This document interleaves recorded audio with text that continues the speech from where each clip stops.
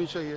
लोग कह रहे हैं सोशल इंजीनियरिंग की बात कर रहे हैं, लोग कह रहे हैं कि जयंत को अपनी ओर आकर्षित करने की बात है, लोग कह रहे हैं कि नीतीश कुमार को अपनी ओर खींचने की एक रणनीति थी। भारत रत्न की बात तो जो आज दिया गया है इनको, लेकिन इससे पहले कांग्रेस भी तो दे करके ये उपलब्धि अपने आप को हासिल कर सकती थी, लेकिन क्यों नहीं किया सर? आज जब दिया जा रहा है तब वो उस पर सवाल उठा रहे हैं, जब अच्छे काम किए जाते हैं तो सवाल उठाए जाते हैं। तो आप क्यों नहीं कर लिए सर?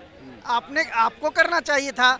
तो इसलिए तो बोला कि एक्सीडेंटल प्रधानमंत्री नहीं, एक्सीडेंटल ये मंत्री बनाया जा रहे हैं इनको, एक्सीडेंटल रूप से इनको जबरदस्ती रूप से। जैसे हम लोग 10 क्लास पास करते हैं तो फादर में बोलते हैं बेटा तुम इंजीनियरिंग में जाओ, तो ढकेल कर भेजा जाता है। तो इसी तरह राहुल गांधी को क्या किया रहा है, ढकेल करके धक्के दे करके राजनीति में भेजा जाए। तो जो जिनको राजनीति का ये नहीं पता है तो वो इस तरह की बातें करेंगे ही सर। क्या सियासत में भारत रत्न पर सियासत नहीं होनी चाहिए? हर कोई कहता है। जिन जिन नामों को चुना गया, अब लोग इस बातों को जिक्र करते नजर आ रहे हैं कि नीतीश कुमार को अपनी ओर आकर्षित करने के लिए कर्पूरी ठाकुर का नाम आया।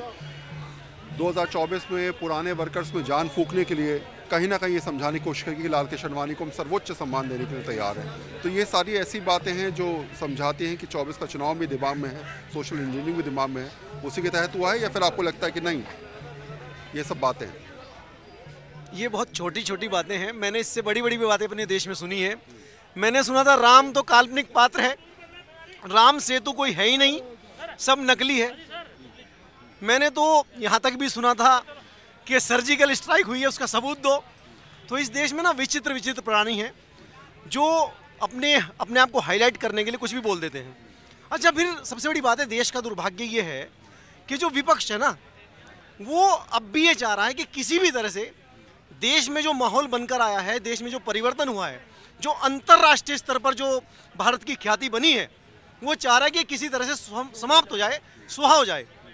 वो ये नहीं सोच रहा है कि अगर तुम राजनीति के हथकंडे अपनाकर जीत भी जाओगे तो देश की अस्मिता तो समाप्त हो जाएगी।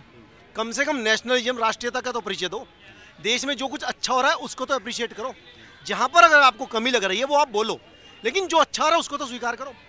जिस समय 10 साल पहले मोदी जी का नाम पहली बार प्रधानमंत्री के लिए आया, एक लहर, एक हवा बनाने की कोशिश की गई, अब तो मुस्लिमों का जीना हराम हो जाएगा, मुस्लिम लोग घर से नहीं निकल पाएंगे, मुस्लिम औरतों का क्या होगा। आज 10 साल हो गए हैं, कोई एक भी ऐसा नाम, ऐसा परिवार बता दो, विशेष रूप से मुस्लिम परिवार, जिसको मोदी जी की वजह से, भाजपा की वजह से कोई परेशानी हुई हो, उनका जीना हराम हुआ हो, या जो दूसरी सारी सुविधाएं दूसरी जातियों को मिल रही हैं वो उनको ना मिल रही हो, चाहे राशन की सुविधा हो। परसेप्शन का खेल है सारा, परसेप्शन बनाया गया और उसके तहत ये हुआ।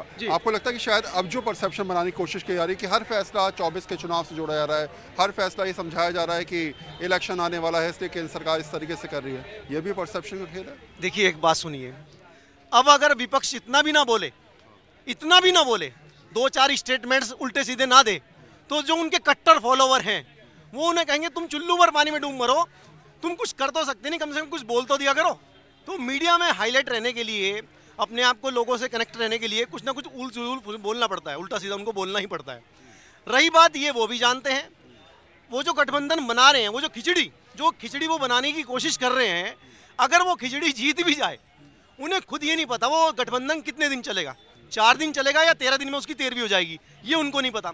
और अगर वो चलता भी है तो प्रधानमंत्री का चेहरा कौन है उनके पास, ये तो बताएं। वो आपस में ही लड़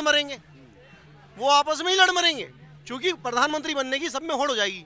जितने गठबंधन साथ में आ रहे हैं, चाहे अखिलेश जी हो, चाहे मायावती, चाहे ममता जी हो। कल उनके नेता ने, आचार्य प्रमोद कृष्णन ने ही कह दिया कि इनका तो कब्र खुद गया है, इंडिया गठबंधन के ही कब्र खुद गया। ये बताइए ज़रा कि भारत रत्न पर जो सियासत की बात की जा रही है, कहा जा रहा है कि जो कुछ भी नाम आ रहे हैं वो बहुत सोच समझ के दिए गए हैं, 24 के चुनाव भी थे, ये भी दिमाग में है, लोग तरह तरह की बातें कर रहे हैं। आपको लगता है कि शायद इस मुद्दे पर सियासत की बात ना हो, इस मुद्दे पर जितने नाम हैं वो सब में अपने आप में डिजर्व करते थे, इसलिए वो भारत रत्न है?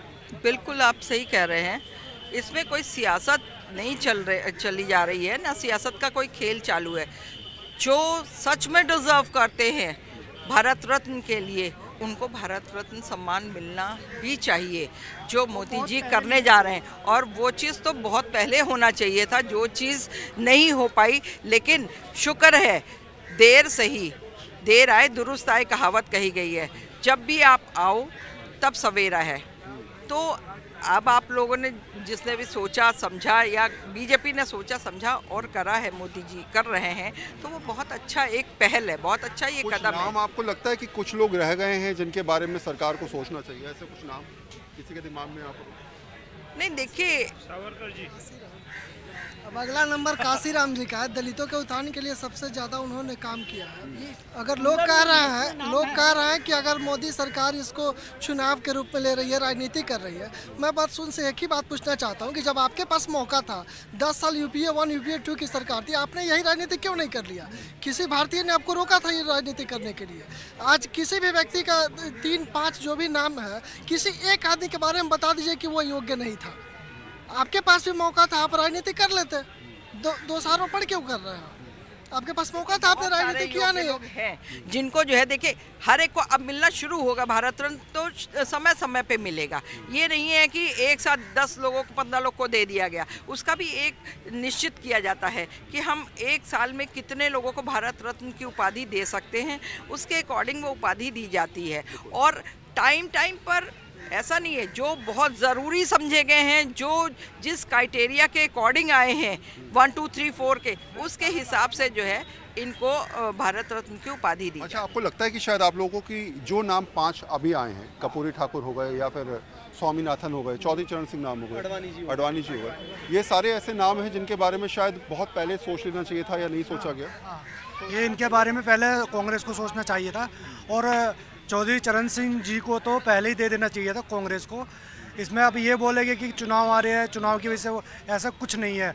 और जो उनका नाम नॉमिनेशन किया गया है तो बहुत अच्छा है, बहुत उल्लास की बात है, बहुत खुशी की बात है। जो किसान नाराज़ हैं, आपको लगता है इसका असर पड़ेगा कि पश्चिम उत्तर प्रदेश में पूरी बेल्ट है किसानों की और RLD का अपना प्रभुत्व भी है? किसान चौधरी चरण जी के साथ में जुड़े हुए भी हैं, तो बिल्कुल फर्क तो पड़ेगा ही। उनको ये समझ में आएगा कि जो है एक किसानों के भी साथ में जो है उन्होंने ध्यान रख के किसानों को जो है आगे चौधरी चरण सिंह जी को जो है सम्मानित किया। 100% पड़ेगा इसका फर्क, जिस फर्क की बात बोल रहे हो आप, 100% पड़ेगा। अब तो आज उनको देख लो आप, जयंत चौधरी जी को, जयंत चौधरी जी अब इसमें